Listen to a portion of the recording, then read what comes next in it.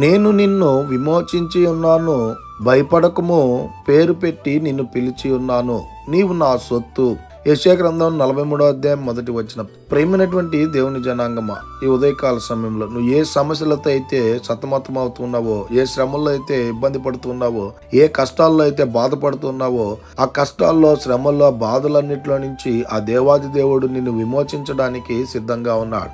భయపడకము, నిన్ను పేరు పెట్టి ఆయన ఈ ఉదయకాల సమయంలో పిలుస్తూ ఉన్నాడు. నీవు దేవుని సొత్తై ఉన్నావని దేవుని లేఖనాలు స్పష్టంగా తెలియబరుస్తూ ఉన్నాయి. ఇంకా నువ్వు ఏ సమస్యల్లో ఉన్నావో, ఏ శ్రమల్లో ఉన్నావో, ఏ బాధల్లో ఉన్నావో, వాటన్నిటినీ ఆ యేసుక్రీస్తు ప్రభుల వారికి తెలియపరిచినట్లయితే వాటి అన్నిటిలో నుంచి నిన్ను విమోచించి భయపడకుండా నిన్ను చేసి నిన్ను తన అరచేతిలో ఎత్తిపట్టి నడిపించేటువంటి దేవుడిగా ఉన్నాడు కనుక ఈ దిన వాక్యం ద్వారా దేవుడు బలపరచును గాక.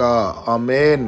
ప్రార్థన. మమ్మల్ని మిక్కిలిగా ప్రేమిస్తున్న ప్రియ పరలోకమందున్న మా తండ్రి, మీకే కోట్లాది వందనాలు, స్తుతి స్తోత్రాలు ప్రభా. ఈ ఉదయకాల సమయంలో ఈ వాగ్దానం ద్వారా మీరు మాతో మాట్లాడినందుకై వందనాలు, స్తుతి స్తోత్రాలు అయ్యా. మా మరణ దినం నుంచి మరొక నూతనమైనటువంటి దినాన్ని మాకు ఆయుష్గా అనుగ్రహించినటువంటి దేవా, మీకే కోట్లాది వందనాలు, స్తుతి స్తోత్రాలు.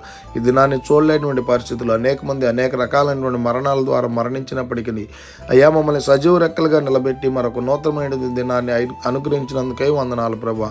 ఈ దినాన్ని ఎవరైతే పనులు చేస్తున్నారో, ప్రయాణాలు చేస్తున్నారో, నూతనమైనటువంటి కార్యాలు మొదలు పెడుతున్నారో, వాళ్ళ పనుల్లో, ప్రయాణాల్లో, నూతనమైనటువంటి కార్యాల్లో ప్రతి బిడ్డకు మీరే తోడై ఉండి నడిపించమని, ప్రతి బిడ్డను మీరు విమోచించి నడిపించమని ప్రార్థన చేస్తూ యేసుక్రీస్తు పరిశుద్ధ నామమున అడిగి మరి ప్రార్థన చేస్తూ వేడుకుంటున్నాము తండ్రి. ఆమేన్. God bless you.